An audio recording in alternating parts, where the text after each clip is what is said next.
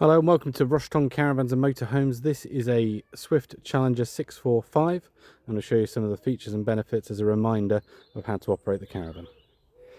At the front of the caravan, you've got an Alco stabilised hitch which works on friction. We need to make sure that the tow ball is an extended neck tow ball and that the tow ball is kept free of any paint, grease or any contaminants like rust, so that the friction pads can work to their full extent and reduce the chance of snaking.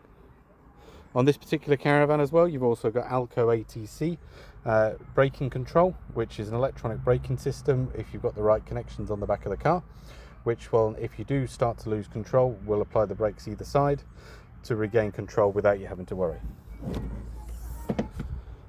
In the front, we've got this gas locker. So a gas locker is a sealed unit, so no gas can leak inside the cabin. However, there are holes in the floor to allow any gas that does escape from the bottle to drop. We've got our Aldi central heating exhaust just here. We've then got our freshwater inlets here. We need to put them in submersible parts beneath the waterline before we then plug into the side of the van. We've got our mains and our battery in here, as well as the option to plug into an on-site satellite system as well as the motor mover isolator. Just here we've got our grey water escape valves, so they will take the grey water from your showers and sinks.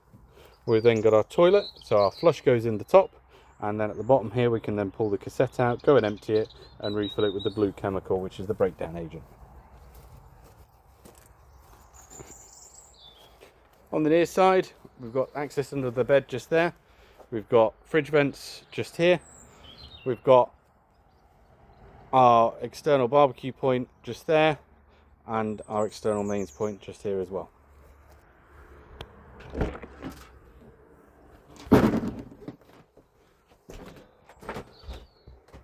As we step inside, we've then got our mains control panel just above the door, and we turn it on using this power button here.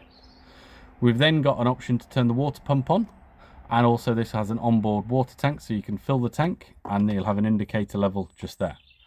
Currently we're just running off the battery, which is why this one's lit up. If we're plugged into the mains, that one would light up, and if we're plugged into the car, that one would light up. Being Aldi central heating, we need to turn on this panel just here. To choose the temperature, we then can adjust using the plus and the minus just there, so we can adjust from there. It's a combi boiler system, so the next one is a water boost function, so if you want to take some power away from the heating to give hot water quicker, we can adjust that up and down. The next one is the mains, so you can run it off 1, 2 or 3 kilowatts, and you can increase that by pressing the plus button and reduce it by the minus. And then we've got our gas, so we can turn it on or off. You can use it in a combination, or you can use it singly.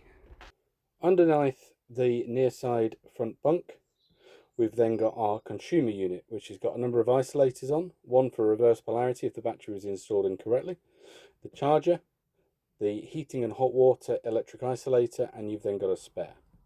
You've then got your fuses and trip switches as well. We've then got our oven hob and grill, where we need to make sure that this lid goes fully up before any gas flows through. We have an electric ring on this caravan, as well as 3 gas ones. We've then got our grill and our oven unit down here. On the left hand side, there's a label which has the serial number on for this particular unit. If you need any spare parts, that's where you look for. Underneath here, we've got our gas isolation valves, which are just there. In theory, you shouldn't need to use them, but if you ever need to know where they are, that you can now know. And they're indicated of what they are, zoom back out, on the back of the door. Microwave is a fitted microwave, so it's vented, so it doesn't need to come out whilst travelling. The only thing we would suggest is that we take out the plate, which we've already done. With our fridge on the near side, open it up, and we can then turn on using this one here. We can run it on mains, gas or car battery. The car battery is only to maintain the temperature once once it's already set, so on the gas or the mains. We can then change the temperature using this one here. This one is a little defrost section if you can't open the freezer. Turn off using this one here. As we come back, we've got access underneath the bed. And in this cupboard, we've got our Aldi central heating reservoir, which has got antifreeze in. It's ready to go and is full of the right antifreeze. If you have the van serviced every year, that's when they will check to make sure the Aldi antifreeze hasn't broken down chemically. And if it has, they would then advise a top up or replacement. As we come back, we've got storage. We've then got our toilet. So underneath, you've got a grey catch, which is just there. Push that towards the rear wall to open. Use the toilet, press the blue button to flush it. When finished, bring the grey catch back to the middle, because this one here will light up when it's time to empty. So we need to make sure that the cassette is able to be pulled down. That is a heated towel rail. You've got a vanity unit there, and you've then got your shower. The shower door is kept into place by that little plastic catch whilst travelling. Always recommend that you keep that on when travelling and not using the shower.